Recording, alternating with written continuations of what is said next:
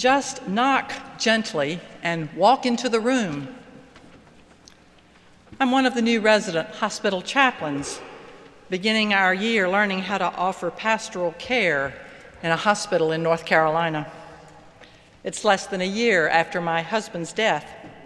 I'm eager to learn from the experienced supervisor and from my fellow residents. The supervisor continues, "Don't go in there with some speech.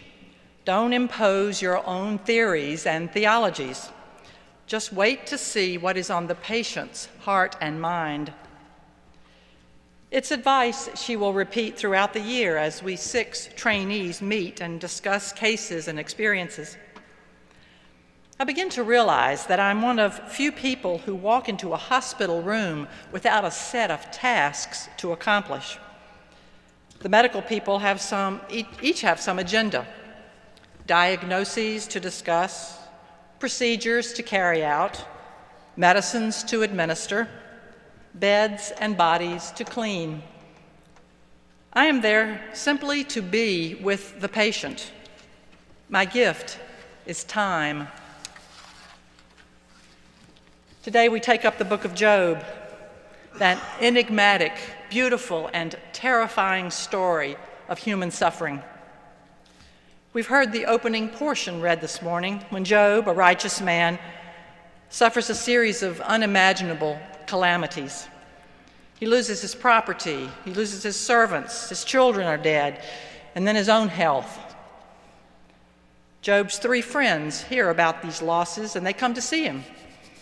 At first, they don't even recognize him, for his grief has so marred him. They perform the rituals of mourning, tearing their clothes and putting dust on their heads.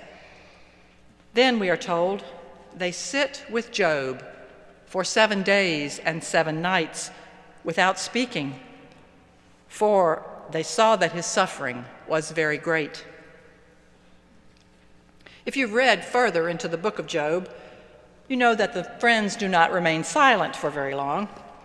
For the next 30 chapters, the 3 friends take turns making speeches, and Job makes replies. These poetic speeches give some of the traditional answers to the age-old questions of why there is evil in the world, why innocent people suffer, and where is God in all this? Job's agony grows, and his friends' words seem empty of comfort. Ultimately, they leave, and Job takes up his case directly with God.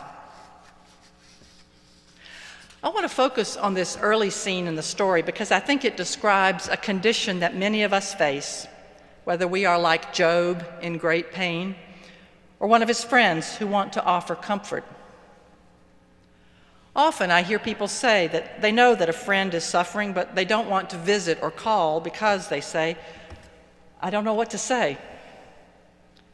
It's a perfectly understandable reaction.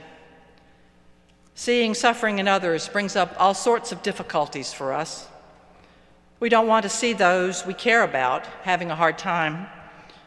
Maybe the scene takes us back to a memory of watching a beloved family member in terrible illness or as they die.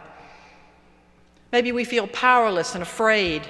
We've been reading about violence and death on our own streets and across the world.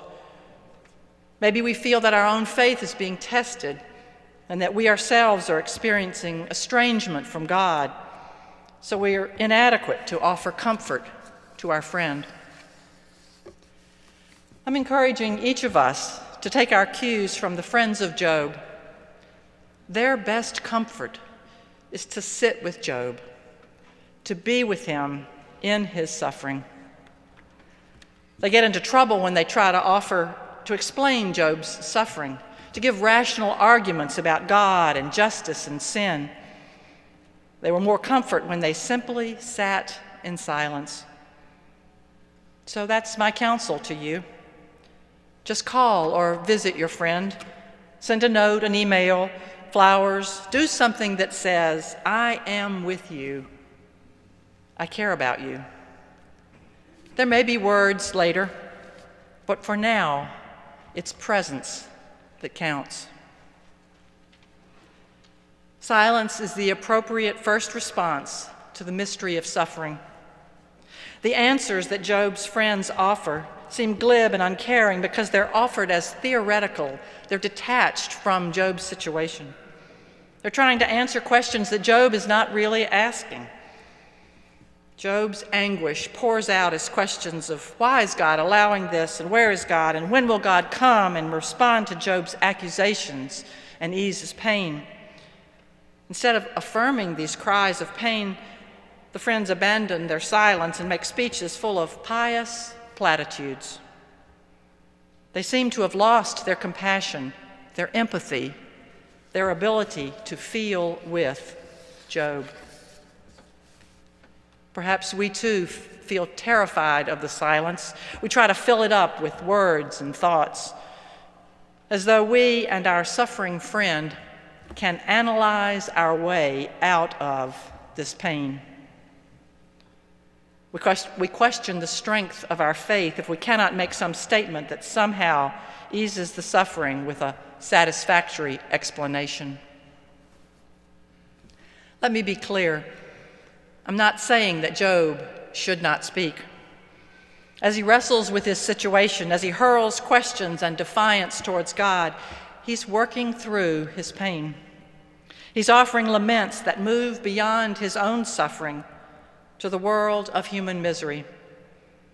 The range of emotions is great, from wanting to die to wanting to prove his innocence, to shaking his fist at God for abandoning his creatures, to lament for everyone who is poor and despised and abandoned. From "Why me, Lord?" to "Why all of us, Lord?"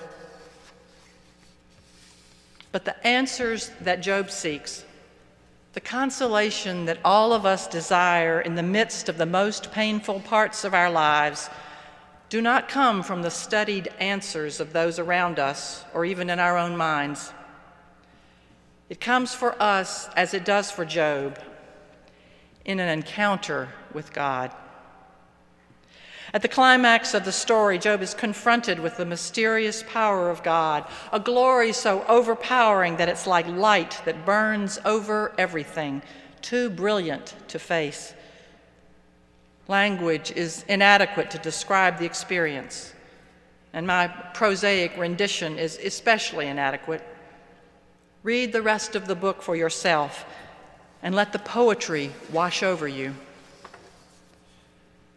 The message that I want to lift up today is simply this. In our times of grief and pain, comfort comes from an encounter, from a relationship, from a gesture, from a sense of beauty in the midst of all that has hurt us. It's by steering into the mystery of suffering that we find ourselves in the mystery of God.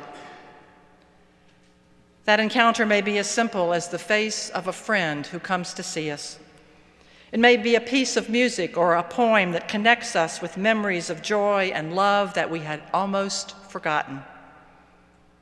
It may come in the blinding light that brings Job to his knees. It may be in a chance meeting, like we read about in today's Gospel of John. There, Jesus meets a Samaritan woman engaged in everyday activities. And this seemingly random encounter brings her face to face with one who breaks with tradition, speaks with her, knows her so well, never judges her, and sees her as the one who is worthy to grasp the revelation of Messiah, the love of God set loose in the world. I cannot present arguments to you that will draw you out of your pain. Nor can I make an argument that can convince you into the love of God. I can only offer my own presence to you, to give you a listening ear to your sorrows, and to provide you with something that approaches the comfort of God. That is what we do for each other. God calls us together as a loving community where we can learn what it means to support and care and love each other through the pain and into the healing that God desires for us. We do that by knowing and loving each other, by the quiet word, the gentle touch, the smile, the word of encouragement, the sharing of sorrow and joy. None of us is alone. God has made us to be part of a beloved community through the love of Christ. In a few weeks, we will hear Jesus' anguished words from the cross. My God, why have you forsaken me?" It's a quotation from Psalm 22.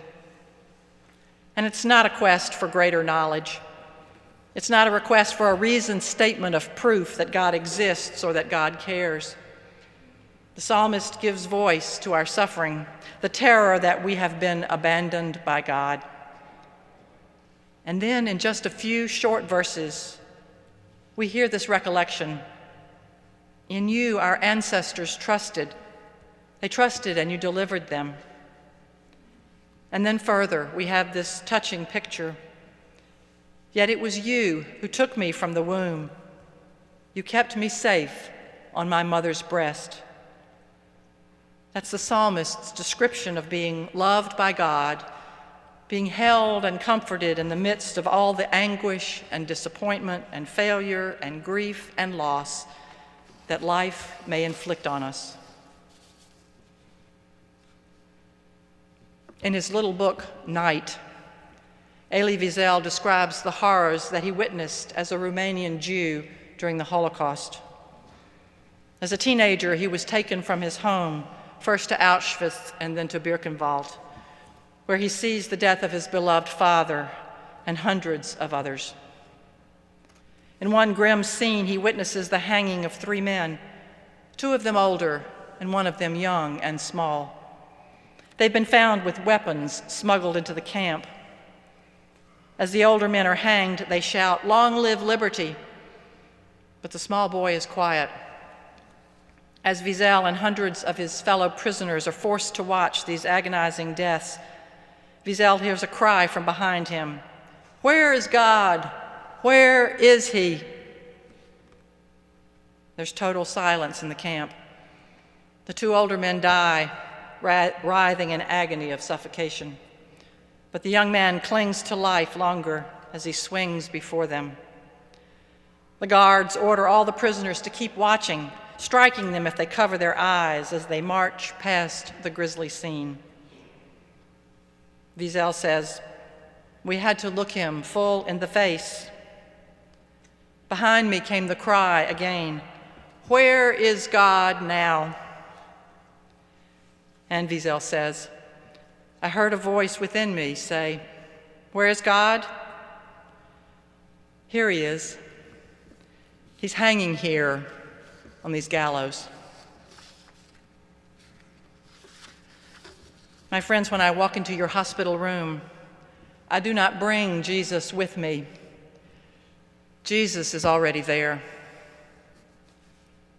Poet Christian Wyman says, "I do not know how to come closer to God except by standing where a world is ending for one man."